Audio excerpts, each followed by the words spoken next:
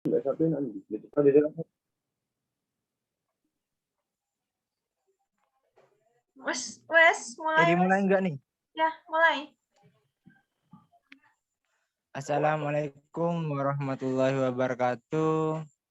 Yang kami hormati dosen pengampuh dasar-dasar ekonomi Islam, serta teman-teman sekalian yang kami banggakan. Semoga senantiasa sehat selalu pada pertemuan kali ini. Agar lebih lanjutnya, mari kita langsung kepada tema pembahasan, yakni pengertian konsumsi dalam ekonomi Islam.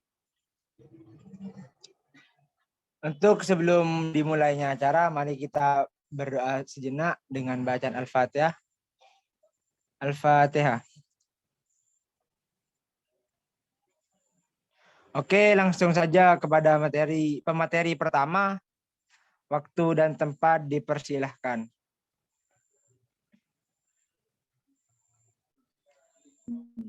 Ya baik, Assalamualaikum warahmatullahi wabarakatuh. Saya Zaskia Nur Alia akan membacakan tentang pengertian konsumsi dalam ekonomi Islam. Kata konsumsi berasal dari bahasa Belanda, konsumti, yang artinya suatu kegiatan yang bertujuan mengurangi atau menghabiskan daya guna suatu benda, baik berupa barang maupun jasa, untuk memenuhi kebutuhan dan kepuasan secara langsung.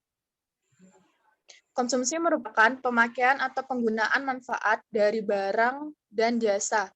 Ia merupakan tujuan yang penting karena sebagai bentuk pemenuhan kebutuhan hidup seseorang. Secara sederhana dapat dikatakan bahwa prinsip dasar bahwa konsumsi adalah saya akan mengkonsumsi apa saja dan dalam jumlah berapapun sepanjang anggaran saya memenuhi dan saya memperoleh kepuasan maksimum. Teori perilaku konsumen yang Islami dibangun atas dasar syariah Islam. Next.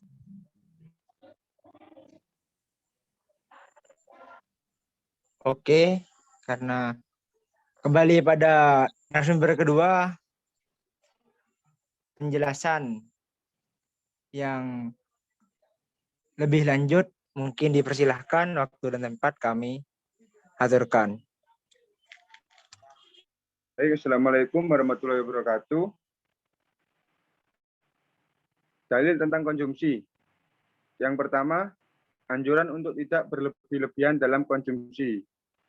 Allah Subhanahu wa taala berfirman yang berarti, "Hai anak Adam, pakailah pakaianmu yang indah di setiap memasuki masjid. Makan dan minumlah dan jangan berlebih-lebihan.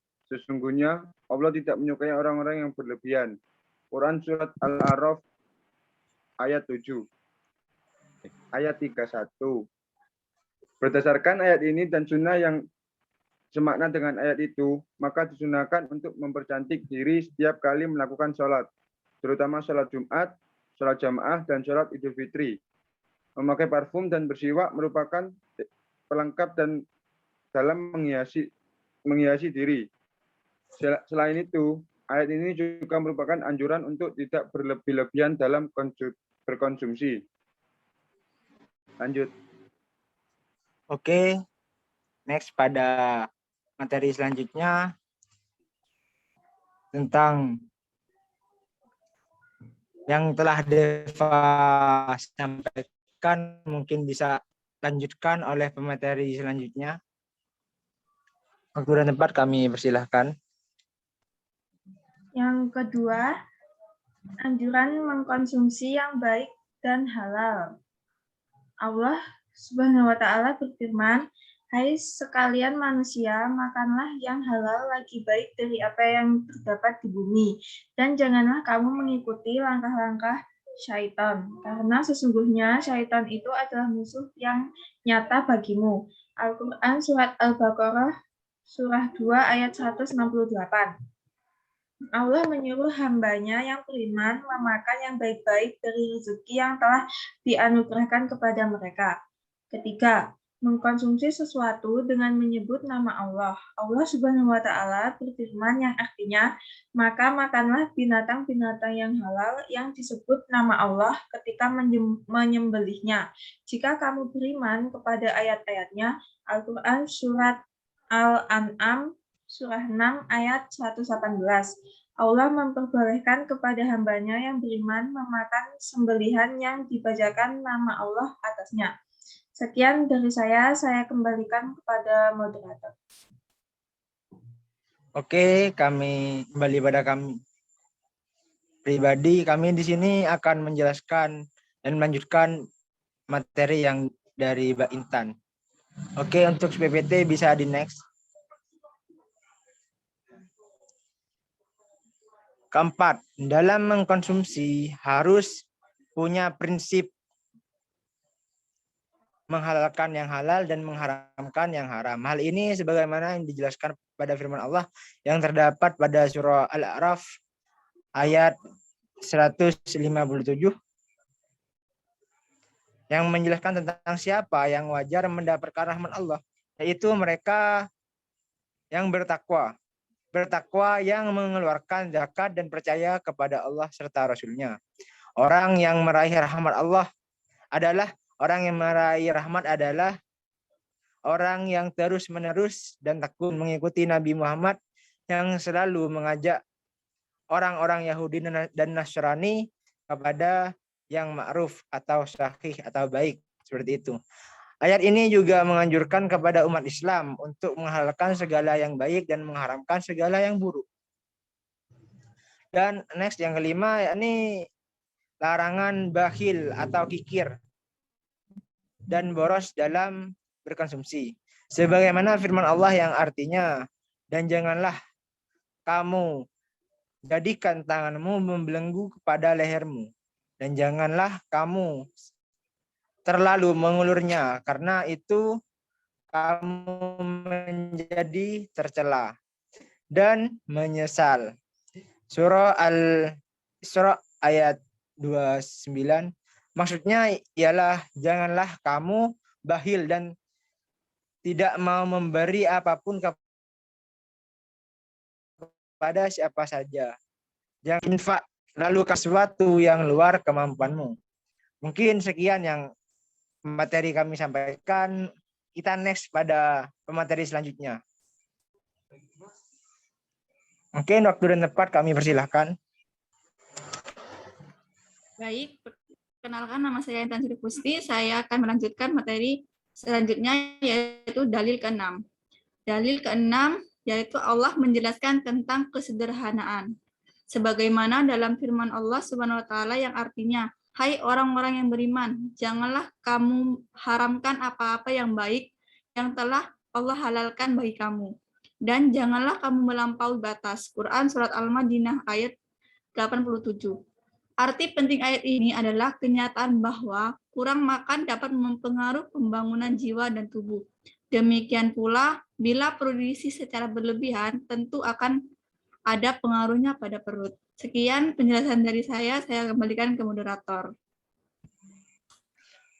Oke, kita beralih kepada tujuan. Apa sih tujuannya seperti itu? Mungkin kepada Mbak Rosa, waktu dan tempat kami persilahkan. Saya akan menjelaskan materi tentang tujuan konsumsi dalam ekonomi Islam. Manusia mengkonsumsi suatu barang pastilah mempunyai tujuan tertentu. Tujuan konsumsi adalah dalam rangka memenuhi kebutuhan manusia. Beberapa hal yang melandasi perilaku seseorang konsumen muslim adalah keterkaitan dengan tujuan konsumsi. Perekonomian Islam berlandaskan kepada Al-Quran dan hadis sebagai panduan yang memberikan petunjuk-petunjuk yang sangat jelas kepada umatnya. Selain itu, tujuan konsumsi seorang muslim adalah sebagai sarana penolong untuk ibadah kepada Allah Subhanahu wa taala. Dalam hal ini, konsumsi bagi seorang muslim hanya sekedar perantara untuk menambahkan kekuatan dalam menaati Allah Subhanahu wa taala. Yang ini memiliki indikasi positif dalam kehidupannya. Seseorang muslim tidak akan merugikan dirinya sendiri di dunia maupun di akhirat. karena memberikan kesempatan pada dirinya untuk memenuhi kebutuhan konsumsinya pada tingkat melampaui batas, membuatnya sibuk mengejar dan menikmati kesenangan dunia dan melalaikan tugas utamanya dalam hidupnya. Sekian penjelasan dari saya kembalikan kepada moderator. Dapat disimpulkan ya, mungkin dapat kita simpulkan bersama bahwa dengan demikian sangat jelas terlihat bahwa perilaku ekonomi Islam tidak didominasi oleh nilai amaliyah atau perbuatan yang dimiliki oleh setiap individu manusia. Ada nilai di luar dari manusia yang kemudian membentuk perilaku ekonomi mereka.